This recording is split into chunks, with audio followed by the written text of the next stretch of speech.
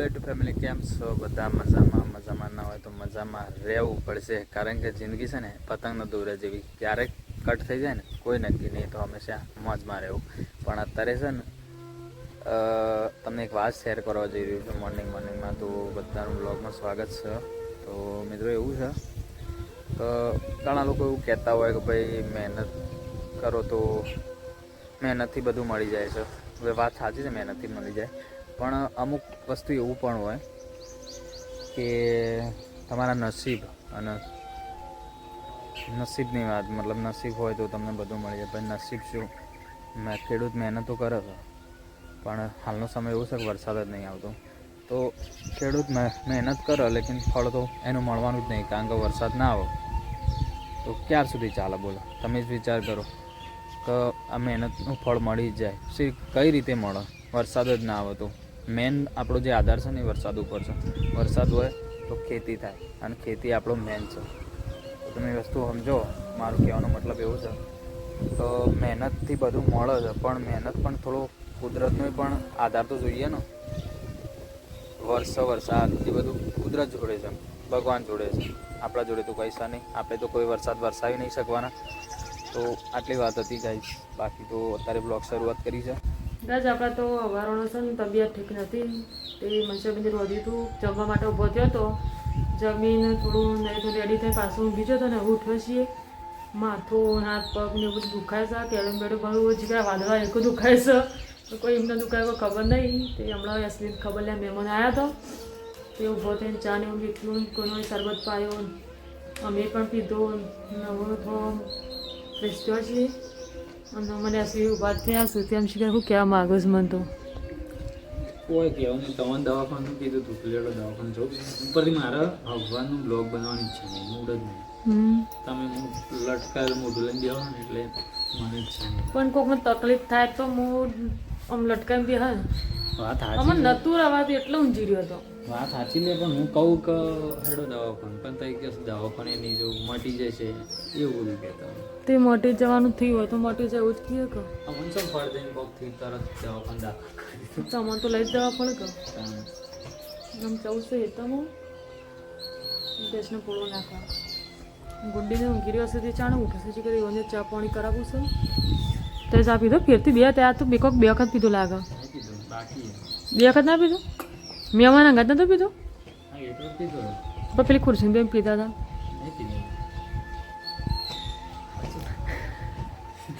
મને એવું લાગે છે કાંઈ કરશે ને એસબીને મેં અંગાથી મારે જાતે ચાલ્યો હતો અને લઈને આવીને ઘરમાં મૂક્યો ને તો એ રહેશે ને ડબલ ચા કર્યો હોય તો મૂડસ્યો હોય.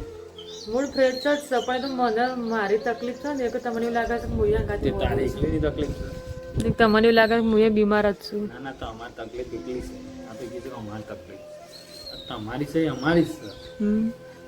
એવું ના ખાવાનું બ્લોગ ચાલુ ના હોય તમે વિચાર કરો ખાવાનું છે ને, મને પછી ઈચ્છા નથી, કારણ કે અમને જોઈને હાલત ના બ્લોગ તો આપણે ખેતી લાયક થોડું બનાવી પછી તો કોઈ બનાવી નહીં.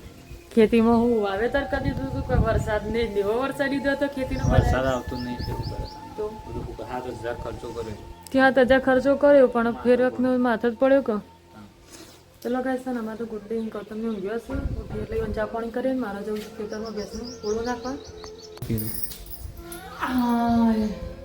એવું થાય મને શું કેમ છે આવું થાય? શું ખબર, તમને કીધું દવા લેવા તો તે ના પાડો. જે પણ ગોળી ના ગળ્યો ને મેં તો કે ગોળીઓ ગળતા નહીં, પીવું કોક થાય ને એટલે આપણે ગયું કે દવાખાને, તો એ તો કે આવું છે મોટી જશે ઊંઘી રે મોટી જાય. એક વાર તો દવાખાને જવું પડે ને. દુખાય તો ઊંઘી જવાનું, પણ થોડું હોસ્પિટલ પાછું ઉઠી જવાનું કોઈ મોટી. અને અલગ અલગ દુઃખ બધું ને, વેરાયટી બધી અલગ અલગ હોય. તે જોઈએ જ છે ખાવાનું, કાંઈ હું કહું ઊંઘી જવાનું બરોબર. હા કોઈ જવાબ જ નહીં આવવાનો. આમાં તો હમણાં છે ને વળી આમ પેલો થોડો અમારે બાજુમાંથી પાડોશમાંથી આવ્યો હતો, મારે ખબર લેવા એટલે ઉઠ્યો તે વળી એને એનર્જી આવી જઈ ને કે એનર્જી હજી મને નથી લાગતી હવાની. જે બધો આવી ગયો ને એના લીધે બધો શરબત પાયો, જામુકી પાયો. ના એ તો બધું કર્યું. એના લીધે વળી કાઠી થઈ જતી, આ વળી હજી કાઠી થઈને બેસી રહી છે. તો ઊંઘી હોત ને તો ઊંઘી જ રહી હોત. હેલો ગાઈસ, સારું છે એટલું. એ ભાઈ ગુડ્ડુ આવી ગઈ. ગુડ્ડુ જો અમારા ભાઈની શરમ આવે છે, બ્લોગમાં ના આવું પાછા.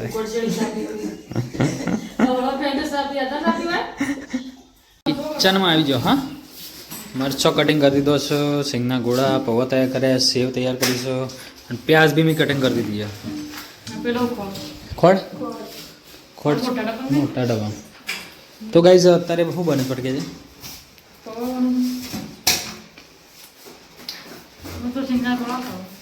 પૌવા નહીં ખાવાનું બને તારણ ખાઈએ. જો કે અત્યારે ચા બધો પીધી હતી સર, પણ ગાઈ જોઉં છું બધો નાસ્તો કરવાની ઈચ્છા થઈ ગયો એટલે મેં તું માનત કરી એટલે મેં બધું પૌવા બનાવી. હા તો બધા ધંધા લગાડે, બધા ધંધા લગાડે.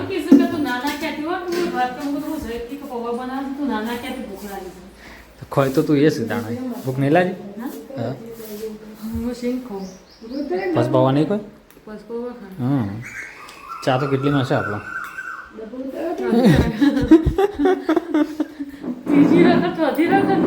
એવું કરવાનું ઇજ્જત કાઢને કા.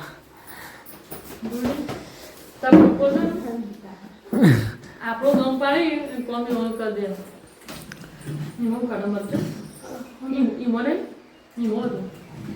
તો ગાઈ બધા ડબ્બામાં છે અલગ અલગ, એમાં બધી વસ્તુ પડે એટલે આપણને તો કઈ ખબર પડે ને એમાં.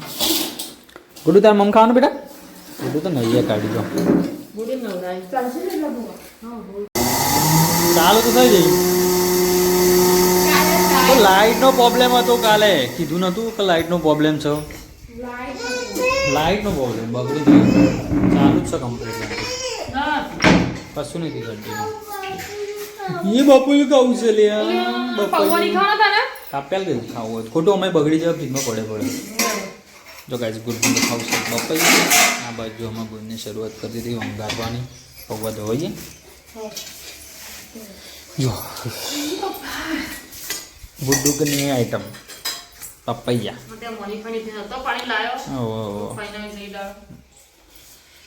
ચલો ફટાફટ પૌવા બનીશ કઈશ.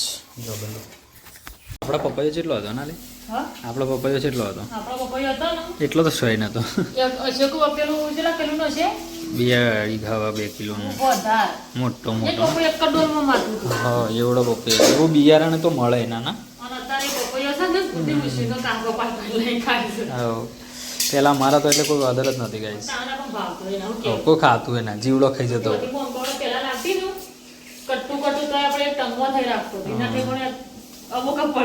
અમૂળતું કોઈ ખાતું નહીં. છેલ્લા આમ તો વાર ના થાય ને. ચલો બસ ગુડ્ડુ ખાય છે પપૈયું. ફ્રીજમાં મળ્યું એટલે મસ્ત લાગશે એનું ભાવ. ના માની જા લાવ જા. પપૈયું ખવાય? એ તો તને જો ખાટું આવવાનું છે. તમે ડોક્ટરને ખાટું ખાવાનું ના પાડે. कितना खाओ खाता वाला मुश्किल वो कौवा से खाओ वो खाओ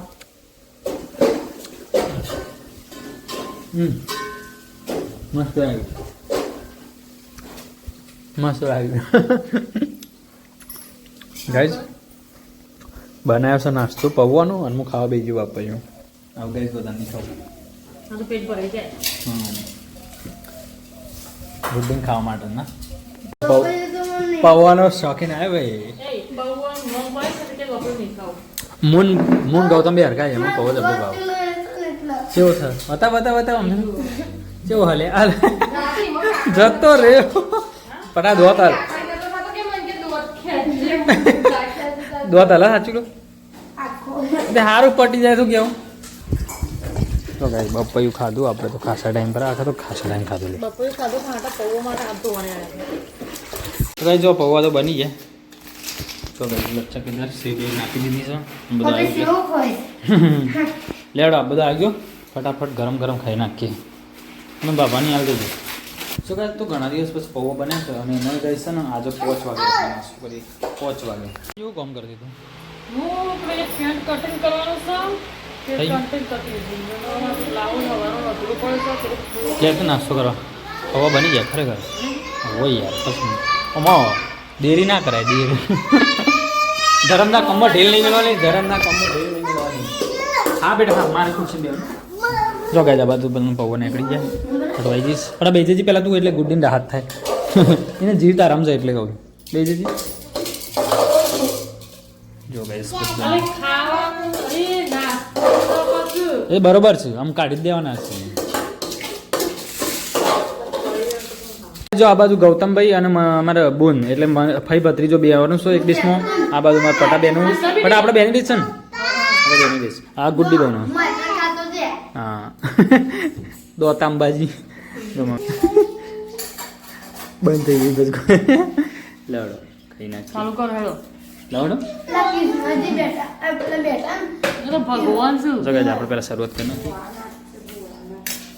એક નંબર ઘણા બધા લાયા ચલો લાગે ગાઈસ નહીં કોથમીર નહીં ટોમેટો તો બનાવે મરચો તીખો હતો મરચો તીખો હતો નતું નાખવાનો મેં નાહી દીધો હું તમારી મના પાડી દીધો કશો હતો બે જ કાપે થોડો અરે દેખાય મરચો કાળો મેં ચીકો લાય જબ્બર શીખો પણ એવું કરે સિંગ દોણા કાઢે ગુડુ પપ્પામાં ભાવ છે સારા ખાલી શેંગી પડે એવું નતું કર્યું હમ.